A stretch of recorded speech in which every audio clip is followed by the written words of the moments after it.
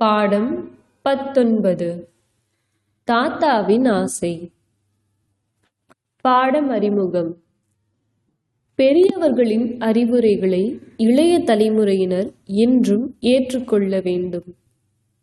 அவர்களின் அறிவுரை நம் வாழ்நாளில் எல்லா சூழ்நிலைகளிலும் நமக்கு பக்கபலமாக அமையும். வாழ்க்கை மதிப்பு. இன்றைய சிறார்கள் மூத்தோர் சொல் கேட்பதில்லை. அவர்கள் கூறும் அறிவுரைகளை பழமைவாத பிதற்றல் என ஒதுக்கிவிடுகின்றனர்.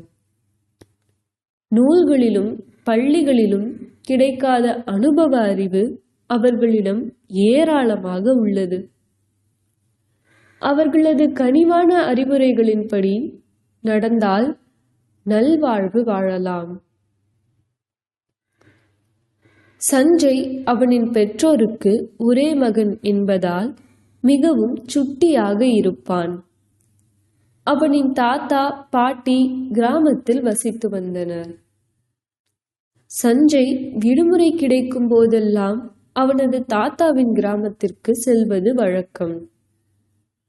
இந்த விடுமுறையில் அவன் கிராமத்திற்கு சென்றபோது அவனது தாத்தா ஒரு கூடை நிறைய மாம்பழத்தை அவனுக்கு வாங்கி கொடுத்தார்.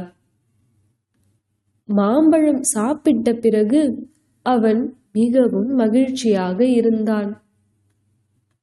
நகரத்தில் உள்ள தனது வீட்டில் ஒரு மாமரம் நட்டு வளர்த்தால் அது இனிமையான மாம்பழங்களை தரும். அவற்றை நான் சாப்பிடுவேன் என்று சஞ்சய் தனது தாத்தாவிடம் கூறினான். தாத்தா சஞ்சயிடம் இரவில் பல கதைகளை சொல்லும்போது மரங்களின் நன்மைகளை பற்றியும் கூறுவார்.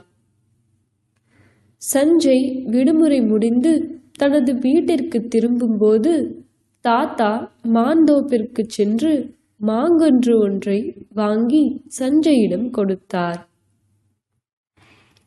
சஞ்சய் தனது வீட்டிற்கு வந்ததும் தோட்டக்காரரிடம் அந்த மாங்கன்றை கொடுத்து முற்றத்தில் நடச் சொன்னான்.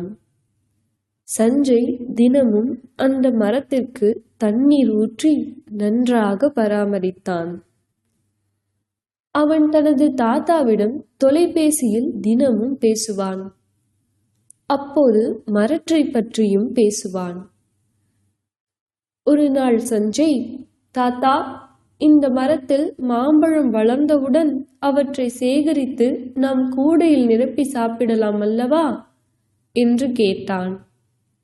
உடனே தாத்தா, இதில் மாம்பழம் வளர்ந்தாலும் நான் அந்த பழங்களை சாப்பிட முடியாது என்றார்.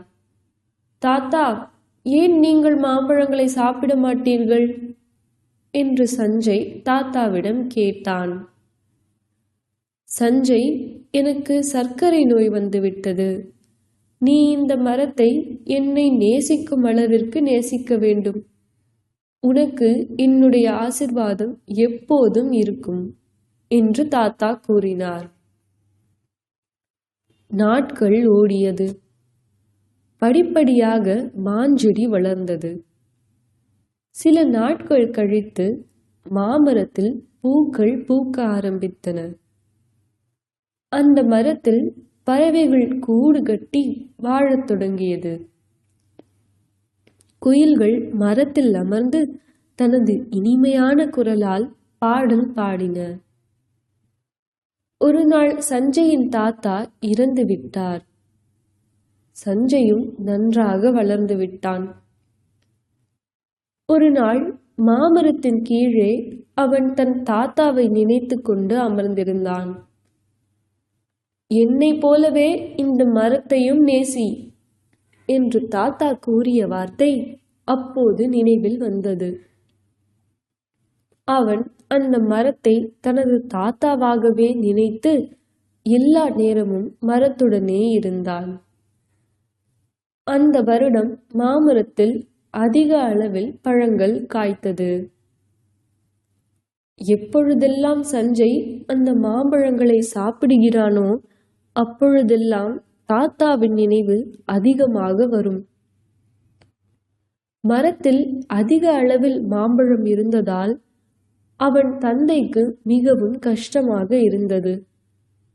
ஏனெனில் மாம்பழங்களை பறிக்க சிறுவர்கள் வெளியிலிருந்து கற்களை வீசுகிறார்கள். இதனால் வீட்டின் ஜன்னல்கள், கதவுகள் உடைந்து கொண்டே இருந்தன. தினசரி இந்த பிரச்சனையில் சோர்ந்து போன அவன் தந்தை மரத்தை வெட்ட முடிவு செய்தார். ஒரு நாள் அவனது தந்தை மரம் வெட்டுபவரை அழைத்து மாமரத்தை வெட்டச் சொன்னார். அவர் ஒரு கோடாரியால் மரத்தை வெட்டத் தொடங்கியதும் சஞ்சய் எழுந்து நின்று மரத்தை கட்டி அணைத்து கொண்டான். அவன் அழுது கொண்டே, இந்த மரத்தை நான் வெட்ட விட மாட்டேன். அதன் மீது அமர்ந்திருக்கும் பறவைகள் என்னுடன் பேசும். இந்த மரத்தை வெட்டினால் அவற்றின் வீடுகளும் அழிந்துவிடும் என்று அழுதான். அம்மா சஞ்சயை சமாதானப்படுத்த விரும்பினார். இல்லை அம்மா, இந்த மரம் என்னுடைய நண்பன். இது சுத்தமான காற்றை நமக்கு தருகிறது. இதனுடைய இலைகள் பூஜைக்கு பயன்படுகிறது. இது குளிர்ச்சியான நிழலையும் இனிமையான பழங்களையும் தருகிறது. ஆனால் இவை நம்மிடமிருந்து எதையும் எதிர்பார்ப்பதில்லை. மரங்களை பற்றி அவன் தாத்தா என்னென்ன சொன்னாரோ அவன் அவற்றை எல்லாம் அழுது கொண்டே சொல்ல ஆரம்பித்தான். சஞ்சயின் வார்த்தையை கேட்டதும் மரத்தின் மீதான அவனது அளவற்ற அன்பை புரிந்து கொண்டு அவனது பெற்றோர் மனம் மாறினர். ஒரு குழந்தை மரங்களை பாதுகாக்க இவ்வளவு முயற்சி எடுக்கும்போது நாம் வயதில் பெரியவர்கள் மரத்தை வெட்ட நினைக்கிறோமே என்று அப்பா நினைக்கத் தொடங்கினார். உடனே அவர் மரத்தை வெட்ட வேண்டாம் என்று கூறிவிட்டார். மரம் வெட்டப்படவில்லை என்பதை கேட்டு சஞ்சய் மகிழ்ச்சியடைந்தான். இந்த மரம் என் தாத்தாவின் பரிசு. இந்த மரத்தை என் தாத்தாவாகவே நான் கருதுகிறேன் என எண்ணி மகிழ்ந்தான்.